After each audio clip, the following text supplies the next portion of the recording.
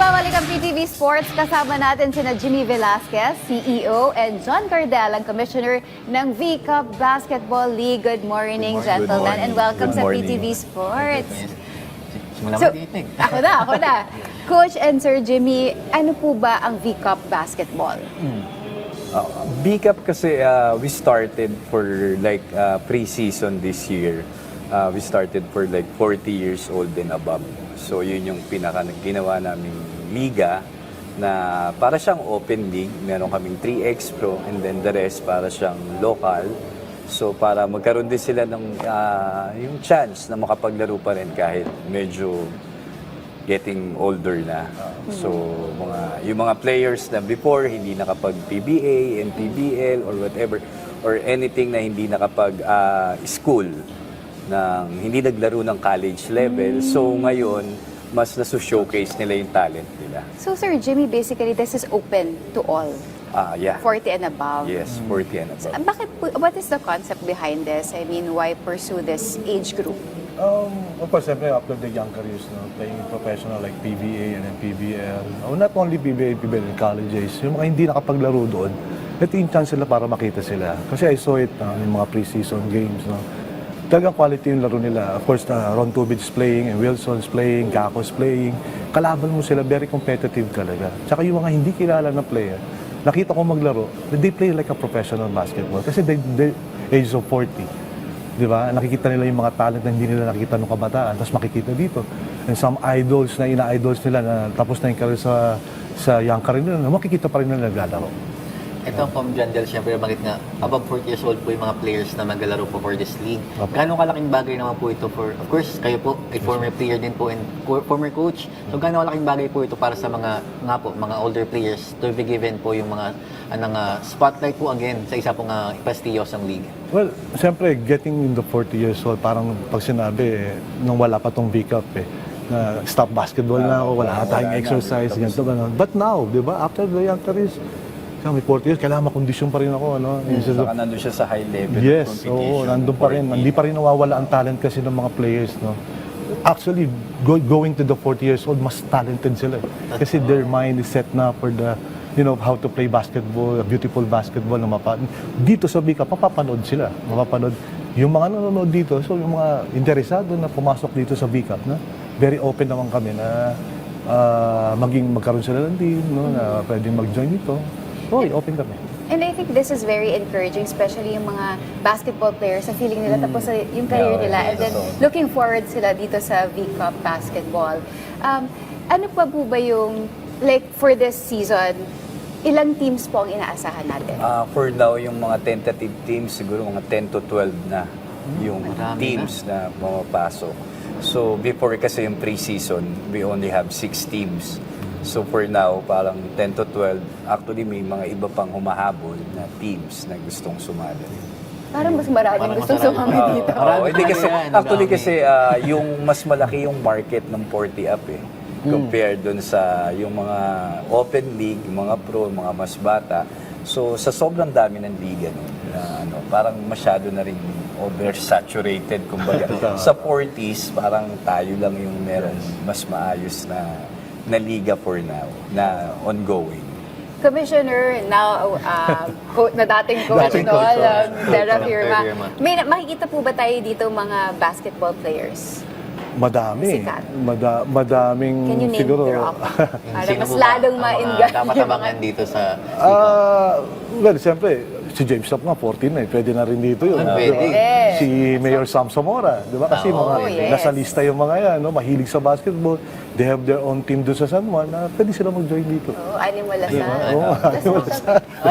Ay, mga taga-Lasalian pala. Saan po ba kayo, Sir Jimmy? Marami ako school. Ay, taga-PUP ako sa mga Lasalian. Ito naman, Sir Jimmy, balik ko yung tanong sa'yo. Siyempre, inaugural tournament pa lang ito for the V-Cup. Pero ano po ba yung gustong legacy na maiwan po ng inyong league given for now, dun sa liga itself kasi gusto lang namin talaga na ngayon ma-establish siya na parang pag sinabing 40 up, nandito si V-Cup. At the same time, yung camaraderie, sportsmanship nung nasa 40s. Kasi parang pagka medyo mas bata ka, mas aggressive ka, medyo mas pisikalan ng laro. Ito kasi medyo tame and then just for the sake ng sportsmanship and camaraderie, yun na lang yung talagang target ng Bika. So, kahit medyo getting older, di ba, parang ganun, nandito pa rin tayo sa high level of Palaban pa rin, competition. no, Oo, sir. parang ganun. Pero Sir Jimmy, kung ikaw ang tatanungin, how different po yung sa mga main leagues and then mga mas bata and then of course itong mga 40 up, can we say po muna siyempre mas mature po yung game nila dito sa B-League? Dito kasi mas maraming chances, mas maraming opportunities. Yun nga, sinabi ni Com na yung mga times na yung mga players before na hindi nakapaglaro ng college level, o college, NC, UAP, lahat ng nag-pro, ngayon makakasama nila. Pero like dun sa yung pre-season namin, maraming mga 40 up na players na nag-step up nang hindi namin sila nakikita before sa PB, sa PBA, whatever. Pero nung pre-season, nag-step up talaga sila.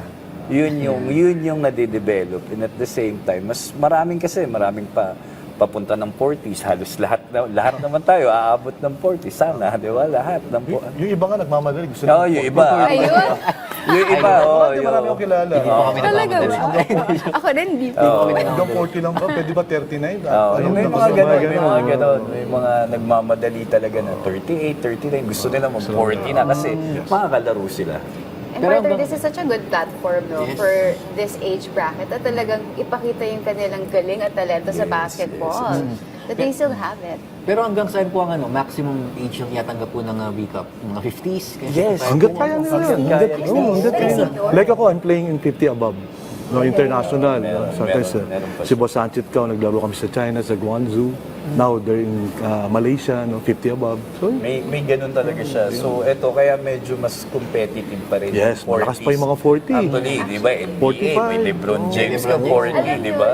before nag-cover ako ng Legends, PBA Legends, PBA ang Legends. kagaling pa rin. Siyempre. Di ba? Ang batayin. Hindi nawawala yung nila, no? Yes. Part na ng sistema nila yung shooting, yung Parang dribbling. automatic na lang. nawala lang yung hangin, pero yung skills nandun. Kahit nakatambay lang sila sa 3-point range carry. Kaya nila. Pasok pa din, yun yung Pasok. nakakabilib sa kanila. Ito naman, since nabanggit niyo po, Sir John, of course, Sir Jimmy, na nagkaroon na po kayo ng pre-season. Kumusta naman po yung reception po ng fans? Yung pre-season namin, actually kaya nag-push through itong may giging first season kasi yung naging feedback from the pre-season, medyo talagang maganda siya. So ngayon, medyo maraming nag-anticipate na ganito yung mangyayari. So maraming nag-expect na medyo mas lalaki siya and at the same time mas gaganda. Tapos yung level of competition mas lalakas talaga. And at the same time, mas marami ngayong teams na papasok. Pero curious lang ako, ano po ba magiging format po nitong tournament natin? Single round robin po ba? And then there will be a playoffs or ano pong May home and away din home and away po ba? din po ba?